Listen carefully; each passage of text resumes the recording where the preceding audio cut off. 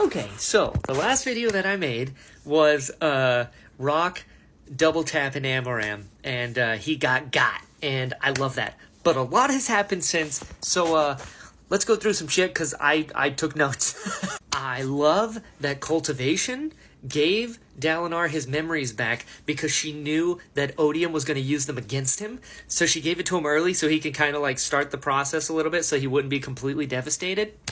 Love that. When shards are going against each other, shit's got real, which was awesome. I love that Zeth officially swore to Dalinar.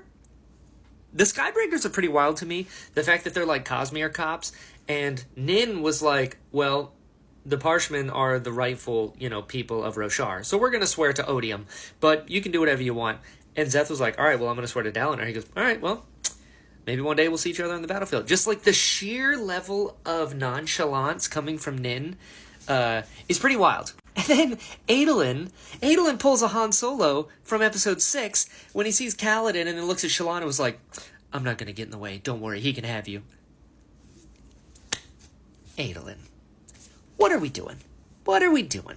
I do love that Shallan's like, oh, okay, yeah, you can just like give me away. Like, fantastic. I love that she just like kept berating him for just even thinking that. It was so good. Rock by himself at the end of the battle, that was sad. Poor guy. Because he straight up told Kaladin when they were doing the thing in Way of Kings with the satchel and the spheres, when they're like, Rock, you're like a damn good shot, dude. He's like, yeah, but I'm never gonna fire a bow in war. Just letting you know. And then he did it. Poor guy. Like, don't get me wrong, I'm very glad he did it, and Kaladin is as well. But still, it's like, damn. In a book that's all about, like, the consequences of breaking oaths, the fact that Rock had to do that is pretty sad. Taravangian straight up telling Dalinar pretty much everything. Like, yeah, I was going to overthrow you. Also, I sought out Zeth and sent him after you because, it's what needs to be done.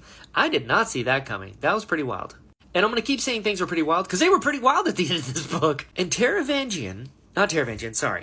Odium tells Moash, like, hey, you did good. You're killing it out here. Do you want to kill a god? And he's like, I guess. And he gives him a knife. And Moash goes and kills that drunk guy from Dalinar's flashback forever ago. And that guy, for sure, I was like, that's a herald, for sure. And Moash kills him, and he notices as it's happening, like, oh shit, this is different. Because the heralds have died a bunch, I guess. And, yeah, Moash straight up killed a herald in an alleyway? Ooh. And that guy was the king of the heralds? Who just, like, became a drunkard because I guess he went crazy from all the torture and shit? Damn. What kind of knife was that? That's a real question I got, because it seemed different. It was like gold or like bronze or whatever. Like, it was not a normal knife. And also, that killed a herald. So could that type of knife? I'm assuming Odium gave it to someone to give it to Moash to be like, hey, this will kill a herald. But then, could that knife also kill other shards? Like, how did Odium kill the other shards? I'm very curious on that. And then it cuts to the Lopen teaching his Spren how to flip people off. Incredible. Very Wayne. Very Wayne. And then he's explaining like, oh yeah, you got to see these words. And then he says the second ideal, and they're like, oh, accepted. He's like, oh shit, no, I was saving that for like a really cool moment. It's like, too late, dude, you said it. It's so good. And then Ash was the woman who was like cutting a bunch of like paintings and stuff in previous things. She's a herald as well. Interesting. And she's going around destroying all depictions of the heralds. I don't know if I missed the reason why, but not good. And then Yasna shows up and she passes out. Also very strange. And Yasna's queen now? Listen, she was always queen in my heart, but now she, like, logistically is the queen. And Adolin, Dalinar was like, hey, listen, it's important. You need to be king. And Adolin's like, no, I'm not going to do that. And he goes, yeah, well, you really should. And he goes, I killed Sadeas. And he's like, you're just going to tell me this now? And then Shallan's like, what if you had, somebody else? Yasna. If it can't be Adolin, Yasna all day. Love that woman. So then Odium went to Taravangian. And he's like, please, do you think you're ever going to come at me from a place of superiority. And then he sees a glimpse of what he looks like going on into infinity. And he noticed that Renarin's name was there. What was that about? And then Taravangian is the one that opened the gates so that Urithiru could be attacked. But Drahi and Scar saved Elakar's son.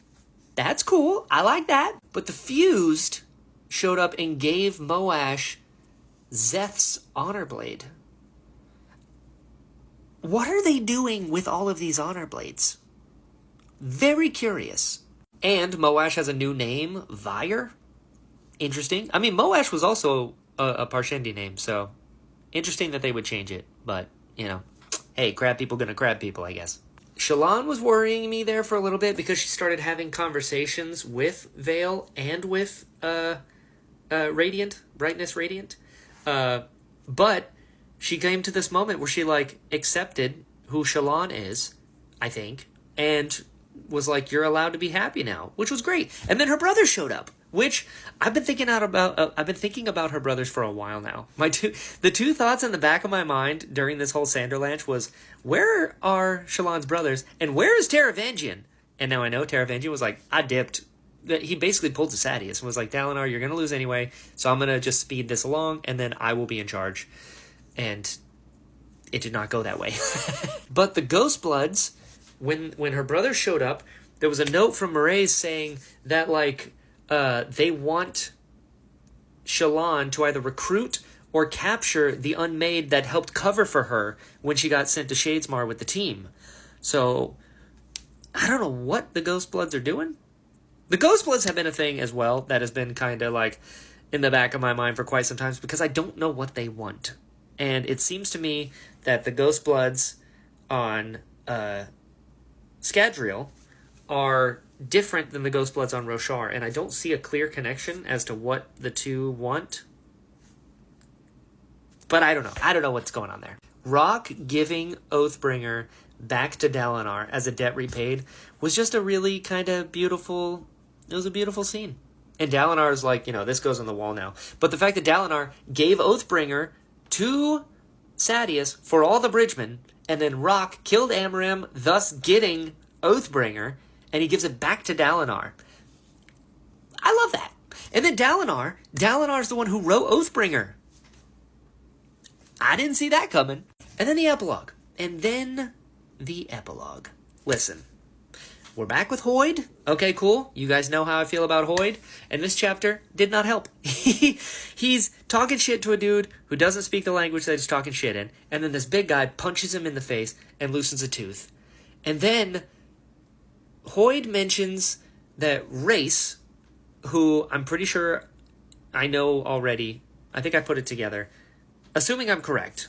I don't remember if it's been confirmed yet, but my theory, as of now, being unconfirmed, Race is the vessel for Odium. He's like the real guy. And Hoid knew him, I guess, because they also mentioned Hoid, the bearer of the first gem, whatever the shit that means. But then Race hates Hoid so much that he said that he would level a city to take him out. And he'd say it was worth it. So, I don't know what's happening there. But then Hoid, he used breaths to awaken a doll. And then he took a little girl with him, Vatwa.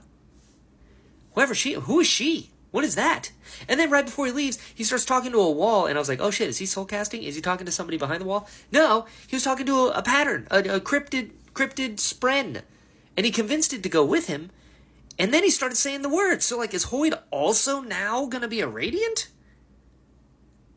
He can already do so many things. He just used breaths, and now... I don't know. Hoid confuses me once more. But this whole thing was crazy. And that's not even everything. That's just shit I wrote down while I was in the middle of freaking out. But this was awesome. Full review coming next.